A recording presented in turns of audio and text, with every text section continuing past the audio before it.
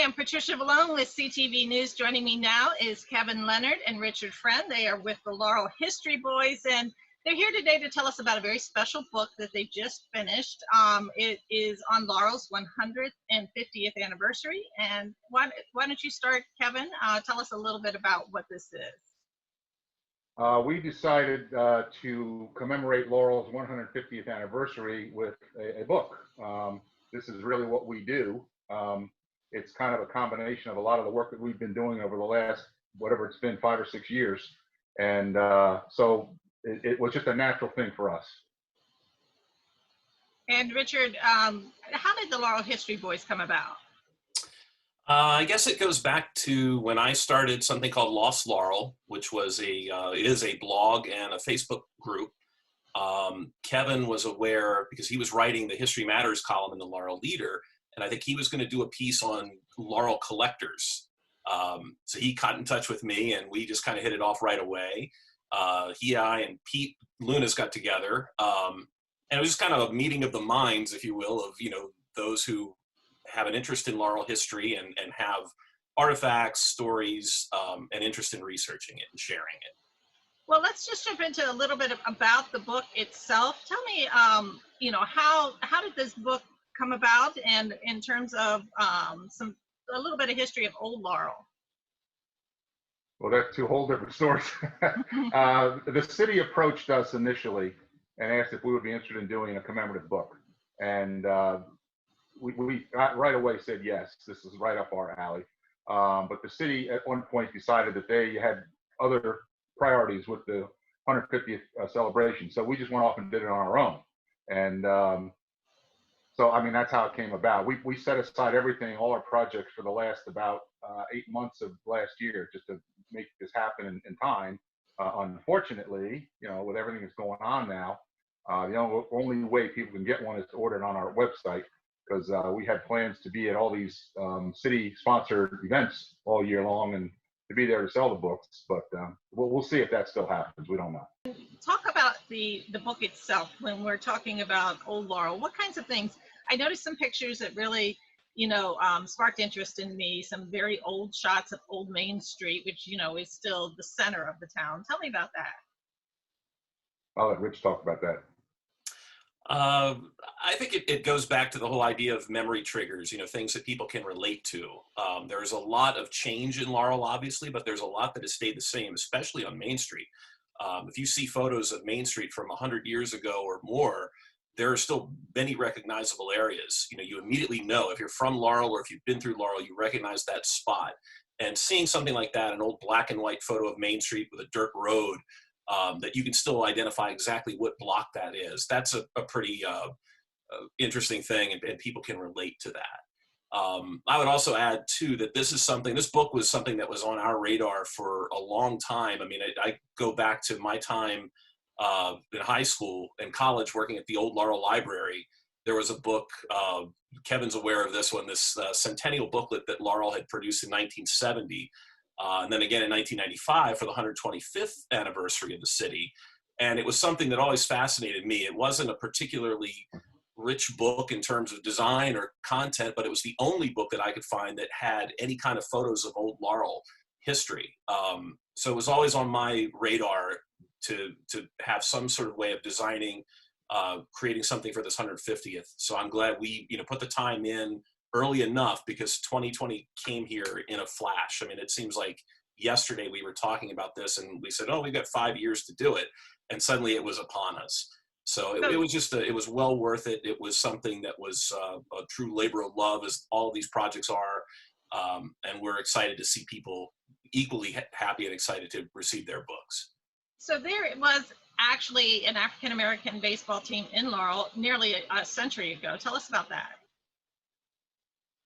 They started, well, there was actually a very rich history of the old Negro Leagues semi-pro in Prince George's County. And Laurel had a team.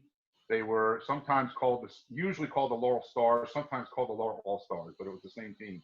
And they played for decades in Laurel's black community called the Grove. And I believe they played up through the 60s. I'll have to double check that.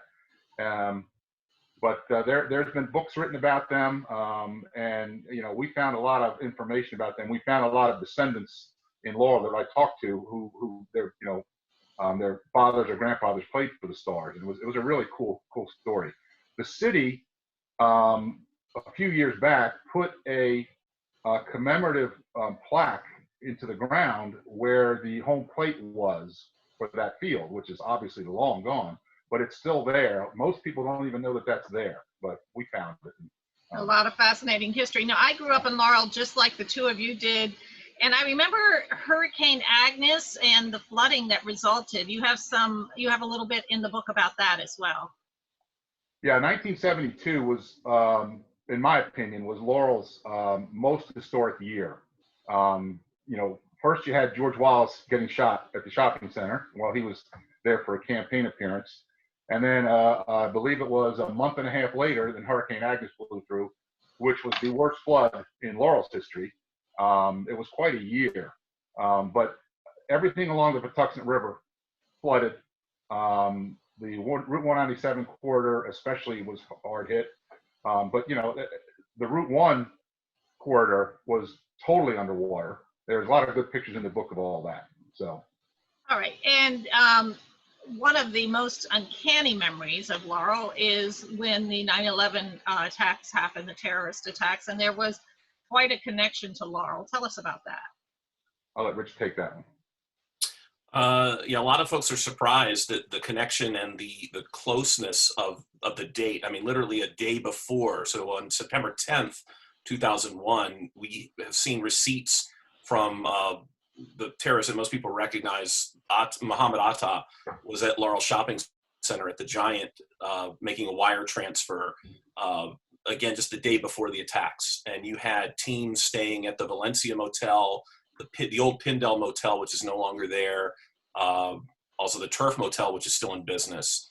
And just, reports of people seeing them after the fact. Obviously, they didn't give it any thought when they met them. Dealings at the library, at the time, these guys were in there using the public computers for who knows what. People meeting them in the Laurel food court at the mall, seeing them having lunch there. So they were here for probably, a week or two at the most. I mean, they traveled, I think, some from Florida upwards, all the way up the East Coast to the Boston area. But Laurel was kind of like the last stop before the big attacks. All right. And is there anything else before we close that you really want to highlight real quick?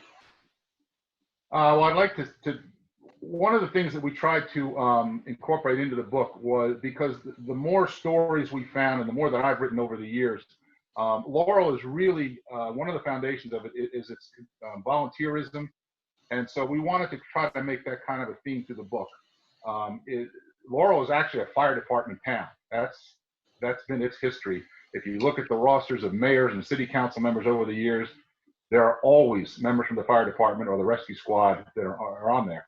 So anyway, there's a chapter in the back of the book where we canvassed as many nonprofit and community organizations that we could find to give them some publicity, to give them a chance to tell people who they are, what they do, because they all do just wonderful work.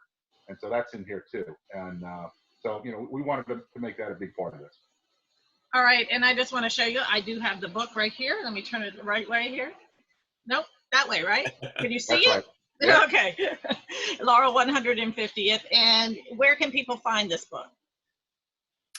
On our Facebook page, any pictures that you find of the book, if you click that photo, you'll find a link. The link to the website where you can purchase it is laurelat150.com. So that's laurelat150.com. And again, I would remind folks that it's only really Kevin and I are handling the logistics of mailing these out.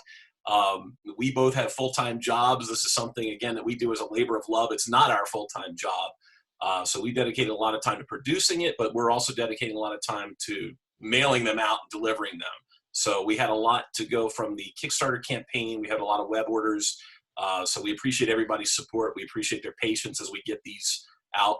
I think we're caught up with our mailings, but they're still coming in. So we're just excited to see people receive them and share with us how they feel about the book.